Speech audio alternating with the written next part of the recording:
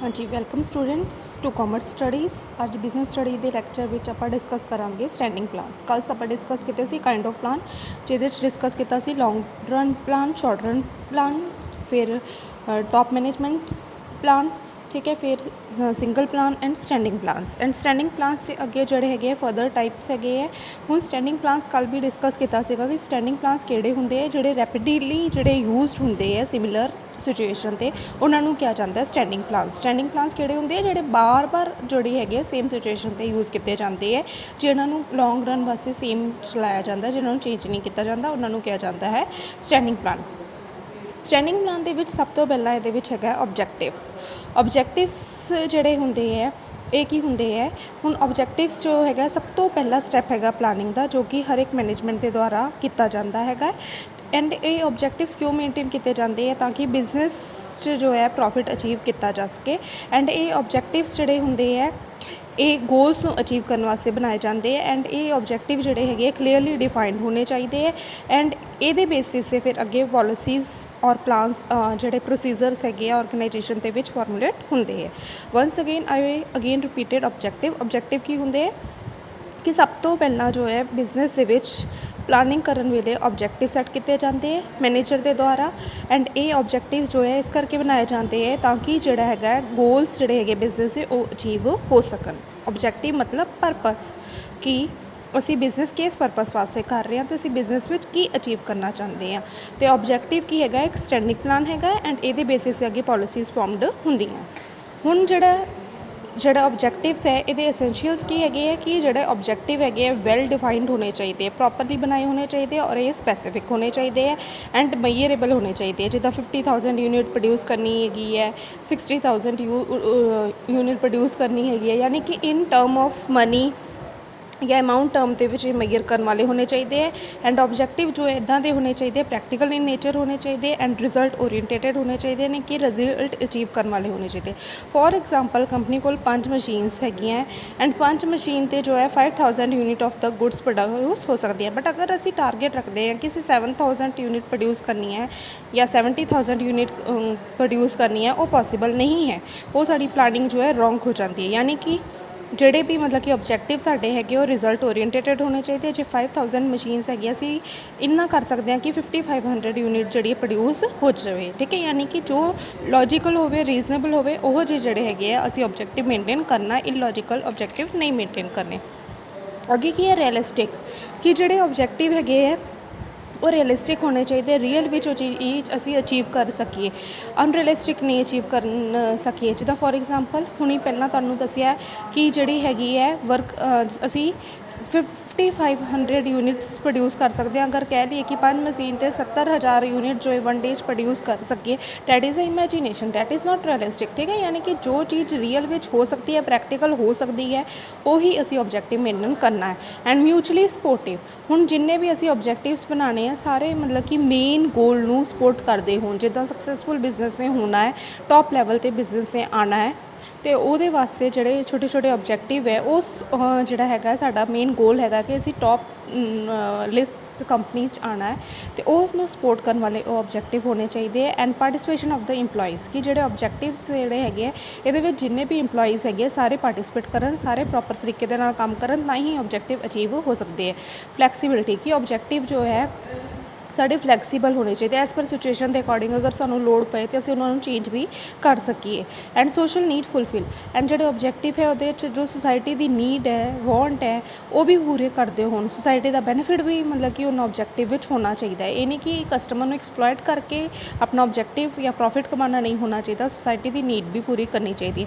Setting the sub goals हुण मतलब कि ये है कि जिन्हें भी डिपार्टमेंट है डिपार्टमेंट वाइज भी ऑब्जैक्टिव बनाने चाहिए कि प्रोडक्शन डिपार्टमेंट ने इन्नी प्रोडक्शन करनी है, सेल्स इन्नी सेल करनी है, फाइनांस ने इन्ना पैसे सेव करने, इस तरीके डिपार्टमेंट भी वाइज भी ये ऑब्जैक्टिव होने चाहिए।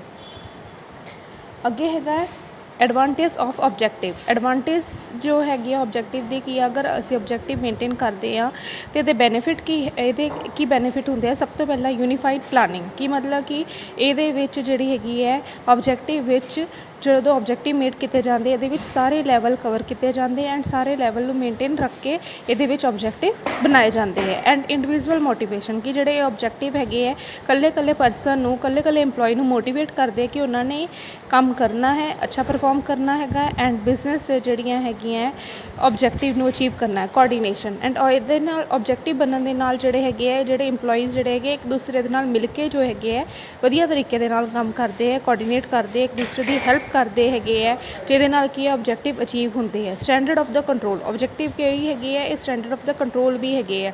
ਅਗਰ ਕੋਈ ਆਬਜੈਕਟਿਵ ਸੈੱਟ ਨਹੀਂ ਕੀਤਾ ਜਾਏਗਾ ਤਾਂ ਉਹ ਮੇਬੀ ਹੋ ਸਕਦਾ ਆਰਗੇਨਾਈਜੇਸ਼ਨ ਵਿੱਚ ਪ੍ਰੋਪਰਲੀ ਕੰਮ ਨਾ ਹੋਵੇ, ਬਟ ਜਦੋਂ ਆਬਜੈਕਟਿਵ ਸੈੱਟ ਕੀਤੇ ਜਾਂਦੇ ਤਾਂ ਆਰਗੇਨਾਈਜੇਸ਼ਨ ਵਿੱਚ ਪ੍ਰੋਪਰਲੀ ਕੰਮ ਹੁੰਦੇ ਹੈ। ਐਂਡ ਫੈਸਿਲਿਟੇਟ ਡੀਸੈਂਟਰਲਾਈਜੇਸ਼ਨ ਹੁਣ ਆਬਜੈਕਟਿਵ ਬਣੇ ਹੋਏ ਹੈ ਜਿਹਦੇ ਨਾਲ ਕੀ ਹੈਗਾ ਕਿ ਸਾਡੀ ਜਿਹੜੀ ਹੈਗੀ ਆਰਗੇਨਾਈਜੇਸ਼ਨ ਲਾਰਜ ਹੈ, ਜਿਹਦੇ 'ਚ ਟੌਪ ਲੈਵਲ ਦੇ ਅੰਡਰ ਮੈਨੇਜਰ ਹੈਗੇ ਹੈ, ਮੈਨੇਜਰ ਦੇ ਅੰਦਰ ਫਿਰ ਵਰਕਰ ਹੈਗੇ ਹੈ। ਇਸ ਤਰੀਕੇ ਦੇ ਨਾਲ ਅਸੀਂ ਜਿਹੜੀ ਹੈਗੀ ਹੈ ਆਪਣੇ ਕੰਮ ਨੂੰ ਡਿਵਾਈਡ ਕਰ ਸਕਦੇ ਹਾਂ। ਬਟ ਅਗਰ ਇਹ ਨਹੀਂ ਹੈਗਾ ਆਬਜੈਕਟਿਵ ਨਹੀਂ ਹੈਗੇ ਅਤੇ ਇਹ ਡੀਸੈਂਟਰਲਾਈਜੇਸ਼ਨ ਜੋ ਹੈ ਨਹੀਂ ਹੋ ਸਕਦੀ, ਫਿਰ ਇੱਕੋ ਅਥੋਰਿਟੀ ਹੋਏਗੀ ਔਰ ਉਹਦੇ ਆਰਡਰ ਸਾਰਿਆਂ ਨੂੰ ਫੋਲੋ ਕਰਨੇ ਪਊਗੇ। ਬਟ ਮਤਲਬ ਕਿ ਅਗਰ ਆਬਜੈਕਟਿਵ ਹੈਗੇ ਹੈ ਫਿਰ ਹਰ ਕੋਈ ਇੰਡੀਵਿਜੂਅਲ ਲੈਵਲ 'ਤੇ ਆਪਣੇ ਡਿਸੀਜ਼ਨ ਲੈ ਸਕਦਾ ਹੈ। ਓਕੇ, ਨੈਕਸਟ ਟੋਪਿਕ ਹੈਗਾ ਹੈ ਮੈਨੇਜਮੈਂਟ ਬਾਏ ਆਬਜੈਕਟਿਵ। ਹੁਣ ਫਸਟ ਦੇ ਵਿੱਚ ਦੇਖੋ ਸਟੈਂਡਿੰਗ ਪਲਾਨ ਵਿੱਚ ਕੀ ਅਸੀਂ ਸੈੱਟ ਕਰ ਲਿਆ, ਆਬਜੈਕਟਿਵ ਸੈੱਟ ਕਰ ਲਏ ਐਂਡ ਆਫਟਰਵਰਡਸ ਜੋ ਹੈ ਇਹਦੇ ਵਿੱਚ ਕੀ ਹੈ ਇਕੱਲੇ ਪਰਸਨ ਵਾਸਤੇ ਜੋ ਆਬਜੈਕਟਿਵ ਸੈੱਟ ਕੀਤੇ ਜਾਓਗੇ। ਹੁਣ ਮੈਨੇਜਮੈਂਟ ਜੋ ਹੈ ਇਹ ਸਟਾਰਟ ਹੁੰਦੀ ਹੈ ਗੋਲਸ ਸੈੱਟ ਕਰਨ ਤੋਂ ਔਰ ਮਤਲਬ ਕਿ ਕੰਟੀਨਿਊ ਚੱਲਦੀ ਰਹਿੰਦੀ ਹੈ ਜਦ ਤੱਕ ਇਹਦੇ 'ਚ ਪਰਫੋਰਮੈਂਸ ਰਿਵਿਊ ਕਰਨ ਤੱਕ। ਔਰ ਇਸ ਕਰਕੇ ਇਹ ਲਗਾਤਾਰ ਜਿਹੜੇ ਹੈਗੇ ਹੈ ਆਬਜੈਕਟਿਵ ਪਲਾਨਿੰਗ ਜੋ ਹੈ ਚੱਲਦੀ ਰਹਿੰਦੀ ਹੈ ਔਰ ਕੰਟਰੋਲਿੰਗ ਕਰਦੀ ਰਹਿੰਦੀ ਹੈ ਐਂਡ ਇਹ ਜੋ ਹੈਗੀ ਹੈ ਇਹਦੇ ਵਿੱਚ ਆਰਗੇਨਾਈਜੇਸ਼ਨ ਗੋਲਸ ਜਿਹੜੇ ਹੈਗੇ ਇੰਡੀਵਿਜੂਅਲ ਵਨਸ ਵਿੱਚ ਟ੍ਰਾਂਸਫਰ ਹੋ ਜਾਂਦੇ, ਯਾਨੀ ਕਿ ਅਸੀਂ ਆਬਜੈਕਟਿਵ ਵਿੱਚ ਜੋ ਹੈ ਓਵਰਆਲ ਆਰਗੇਨਾਈਜੇਸ਼ਨ ਵਾਸਤੇ ਆਬਜੈਕਟਿਵ ਬਣਾ ਲਏ। ਐਂਡ ਮੈਨੇਜਮੈਂਟ ਬਾਈ ਆਬਜੈਕਟਿਵ ਵਿੱਚ ਕੀ ਹੈਗਾ ਕਿ ਇਕੱਲੇ ਡਿਪਾਰਟਮੈਂਟ ਨੇ ਕੀ ਕਰਨਾ ਹੈ, ਇਕੱਲੇ ਪਰਸਨ ਨੇ ਕੀ ਕਰਨਾ ਹੈ, ਮੈਨੇਜਰ ਨੇ ਕੀ ਕਰਨਾ ਹੈ, ਸੇਲ ਮੈਨੇਜਰ ਨੇ ਕੀ ਕਰਨਾ ਹੈ, ਪ੍ਰੋਡਕਸ਼ਨ ਮੈਨੇਜਰ ਨੇ ਕੀ ਕਰਨਾ ਹੈ, ਇਕੱਲੇ ਜਿਹੜੇ ਹੈਗੇ ਪਰਸਨ ਨੇ ਇੰਡੀਵਿਜੂਅਲ ਲੈਵਲ 'ਤੇ ਇਹਦੇ 'ਚ ਜੋ ਹੈਗਾ ਇੰਡੀਵਿਜੂਅਲ ਲੈਵਲ ਦੇ ਜਿਹੜੇ ਆਬਜੈਕਟਿਵ ਸੈੱਟ ਕੀਤੇ ਜਾਂਦੇ। ਇਨ ਸਿੰਪਲ ਲੈਂਗੁਏਜ ਆਪਾਂ ਕਹਿ ਸਕਦੇ ਹਾਂ ਕਿ ਮੈਨੇਜਮੈਂਟ ਬਾਈ ਆਬਜੈਕਟਿਵ ਵਿੱਚ ਮਿਡਲ ਲੈਵਲ ਵਾਸਤੇ ਜਿਹੜੇ ਹੈਗੇ ਹੈ ਇੰਡੀਵਿਜੂਅਲ ਲੈਵਲ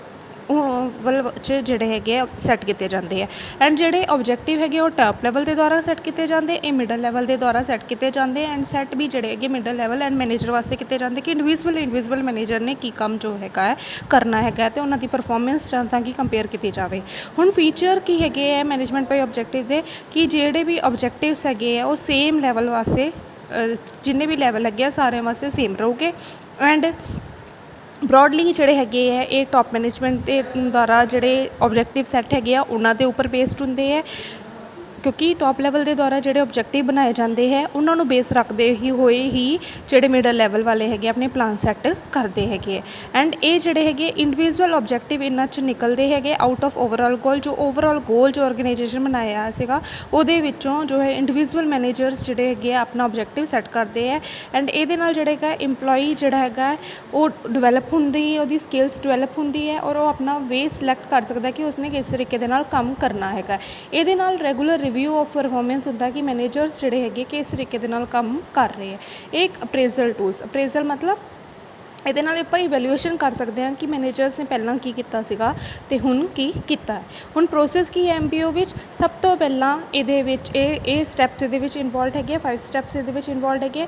ਸਭ ਤੋਂ ਪਹਿਲਾਂ ਇਹਦੇ ਵਿੱਚ ਕੀ ਹੈ ਕਿ ਸਭ ਤੋਂ ਪਹਿਲਾਂ ਇਹਦੇ ਵਿੱਚ ਪ੍ਰਾਇਮਰੀ ਆਬਜੈਕਟਿਵ ਜਿਹੜੇ ਹੈਗੇ ਆ ਟੋਪ ਲੈਵਲ ਦੇ ਦੁਆਰਾ ਸੈੱਟ ਕੀਤੇ ਜਾਊਗੇ, ਠੀਕ ਹੈ। ਹੁਣ ਉਹ ਮੇਨ ਜਿਹੜੇ ਆਬਜੈਕਟਿਵ ਜਿਹੜੇ ਹੈਗੇ ਆ ਸੈੱਟ ਕੀਤੇ ਜਾਊਗੇ ਬਾਏ ਟੋਪ ਲੈਵਲ ਐਂਡ ਉਸ ਤੋਂ ਬਾਅਦ ਜਿਹੜੇ ਹੈਗੇ ਆ ਸਬੋਰਡੀਨੇਟ ਆਬਜੈਕਟਿਵ ਸੈੱਟ ਹੋ ਗਏ। ਸਬੋਰਡੀਨੇਟ ਆਬਜੈਕਟਿਵ ਮਤਲਬ ਮਿਡਲ ਲੈਵਲ ਦੇ ਦੁਆਰਾ ਉਹਨਾਂ ਨੇ ਇੰਡੀਵਿਜੂਅਲਸ ਨੇ ਕੀ ਕੰਮ ਕਰਨਾ ਉਹ ਆਬਜੈਕਟਿਵ ਸੈੱਟ ਹੋਊਗੇ। ਫਿਰ ਰਿਸੋਰਸਿਸ ਵਾਈਜ਼ ਗੋਲ ਸੈਟਿੰਗ, ਫਿਰ ਜਿੰਨੇ ਰਿਸੋਰਸਿਸ ਹੈਗੇ ਹੈ ਉਹਨਾਂ ਕੋਲ ਮੈਨੇਜਰਸ ਕੋਲ ਉਹਦੇ ਅਕੋਰਡਿੰਗ ਜਿਹੜੇ ਹੈਗੇ ਫਿਰ ਇਹ ਗੋਲ ਡਿਸਾਈਡ ਕਰੂਗੇ। ਫਿਰ ਰੀਸਾਈਕਲਿੰਗ ਆਬਜੈਕਟਿਵ, ਫਿਰ ਮਤਲਬ ਕਿ ਜਿਹੜੇ ਆਬਜੈਕਟਿਵ ਇਹਨਾਂ ਨੇ ਡਿਸਾਈਡ ਕੀਤੇ ਹੈ ਉਹਨਾਂ ਨੂੰ ਫਿਰ ਦੁਬਾਰਾ ਰਿਵਿਊ ਕਰਨਗੇ। ਫਿਰ ਉਸ ਤੋਂ ਬਾਅਦ ਕੀ ਹੈ ਇਵੈਲੂਏਸ਼ਨ ਕਰਨਗੇ, ਕੰਮ ਕਰਕੇ ਫਿਰ ਉਹਦੇ ਬਾਅਦ ਇਵੈਲੂਏਸ਼ਨ ਕਰਨਗੇ। ਯਾਨੀ ਕਿ ਕੀ ਸਟੈਪ ਹੈ, ਪਹਿਲਾਂ ਮੇਨ ਆਬਜੈਕਟਿਵ ਜਿਹੜੇ ਹੈਗੇ ਟੋਪ ਲੈਵਲ ਦੇ ਦੁਆਰਾ ਬਣਾਏ ਜਾਓਗੇ। ਫਿਰ ਸਬੋਰਡੀਨੇਟ ਆਬਜੈਕਟਿਵਸ ਜਿਹੜੇ ਹੈਗੇ ਹੈ ਉਹਨਾਂ ਨੂੰ ਕਿੱਦਾਂ ਉਹ ਪੂਰੇ ਕਰਨੇ ਆ, ਉਹਨਾਂ ਨੂੰ ਪੂਰੇ ਕਰਨ ਵਾਸਤੇ ਜਿਹੜੇ ਆਬਜੈਕਟਿਵ ਹੈਗੇ ਹੈ ਮੈਨੇਜਰਸ ਦੇ ਦੁਆਰਾ ਬਣਾਏ ਜਾਓਗੇ। ਫਿਰ ਰਿਸੋਰਸਿਸ ਦੇਖੇ ਜਾਓਗੇ ਕਿਹੜੇ ਹੈਗੇ ਉਹਦੇ ਦੁਆਰਾ ਗੋਲ ਸੈੱਟ ਕੀਤੇ ਜਾਓਗੇ। ਫਿਰ ਉਹਨਾਂ ਆਬਜੈਕਟਿਵ 'ਤੇ ਕੰਮ ਕੀਤਾ ਜਾਊਗਾ, ਉਹਨਾਂ ਨੂੰ ਰਿਵਿਊ ਕੀਤਾ ਜਾਊਗਾ। ਫਿਰ ਉਸ ਤੋਂ ਬਾਅਦ ਇਵੈਲੂਏਸ਼ਨ ਕੀਤਾ ਜਾਊਗਾ ਕਿ ਜਿਹੜੇ ਆਬਜੈਕਟਿਵ ਬਣਾਏ ਸੀ ਸਕਸੈਸਫੁਲ ਹੋਏ ਵੀ ਹੈ ਜਾਂ ਨਹੀਂ ਹੋਏ। ਅੱਗੇ ਨੈਕਸਟ ਹੈਗਾ ਹੈ benefit of MBO management by objective ਦੇ ਬੈਨੀਫਿਟ ਕੀ ਹੈ ਰਿਜ਼ਲਟ ਅਚੀਵਡ। ਹੁਣ ਇੱਥੇ ਇੰਡੀਵਿਜੂਅਲ ਦੇ ਜਦੋਂ ਆਬਜੈਕਟਿਵ ਸੈੱਟ ਕੀਤੇ ਜਾਓਗੇ ਹਰ ਕੋਈ ਆਪਣੇ ਕੰਮ ਦੇ ਅਕੋਰਡਿੰਗ ਜਿਹੜੇ ਆਬਜੈਕਟਿਵ ਦੇ ਅਕੋਰਡਿੰਗ ਵਰਕ ਕਰੂਗਾ ਜਿਹਦੇ ਨਾਲ ਕੀ ਹੈ ਕਿ ਰਿਜ਼ਲਟ ਮਿਲੂਗਾ ਔਰ ਕੰਪਨੀ ਸਕਸੈਸਫੁਲ ਹੋਊਗੀ। ਐਂਡ ਮੋਟੀਵੇਸ਼ਨ ਹੁਣ ਇਹਦੇ ਵਿੱਚ ਕੀ ਹੈ ਕਿ ਈਚ ਮੈਨੇਜਰ ਜੋ ਹੈ ਆਪਣੇ ਵਾਸਤੇ ਜਿਹੜਾ ਹੈਗਾ ਆਬਜੈਕਟਿਵ ਸੈੱਟ ਕਰ ਰਿਹਾ ਔਰ ਉਹ ਮੋਟੀਵੇਟਿਡ ਹੋ ਰਿਹਾ ਕਿ ਉਹਨੇ ਇਹ ਆਬਜੈਕਟਿਵ ਅਚੀਵ ਕਰਨਾ ਹੈ ਇਹ ਟਾਰਗੇਟ ਅਚੀਵ ਕਰਨਾ ਹੈ ਜਿਹਦੇ ਨਾਲ ਕੀ ਹੋ ਰਿਹਾ ਮੋਟੀਵੇਸ਼ਨ ਵੀ ਹੋ ਰਿਹਾ। ਐਂਡ ਇਹ ਜਿਹੜੇ MBO ਹੈਗੇ ਇਹ link between planning and controlling ਕਿ ਜੋ ਪਲਾਨ ਕੀਤਾ ਜਾ ਰਿਹਾ ਹੈ ਉਹਨੂੰ ਅਚੀਵ ਕਰਨ ਦੀ ਕੋਸ਼ਿਸ਼ ਵੀ ਕੀਤੀ ਜਾ ਰਹੀ ਹੈ। ਇਸ ਕਰਕੇ ਪਲਾਨਿੰਗ ਅਤੇ ਕੰਟਰੋਲਿੰਗ ਦੇ ਵਿੱਚ ਇਹ ਆਬਜੈਕਟਿਵ ਜਿਹੜੇ ਲਿੰਕ ਵੀ ਕ੍ਰੀਏਟ ਕਰ ਰਹੇ ਹੈ।